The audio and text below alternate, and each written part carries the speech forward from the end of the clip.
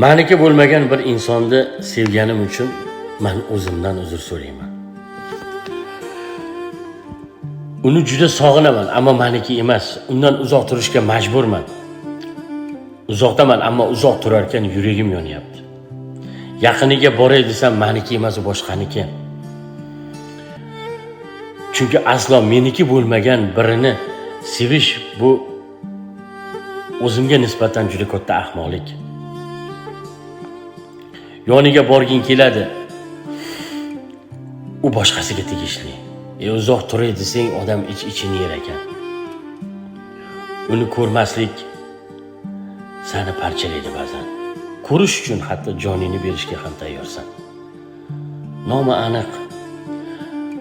Men uni juda qattiq sevar ekan, u boshqasini sevdi. Demakki, meniki bo'lmagan birini sevish bu juda og'ir.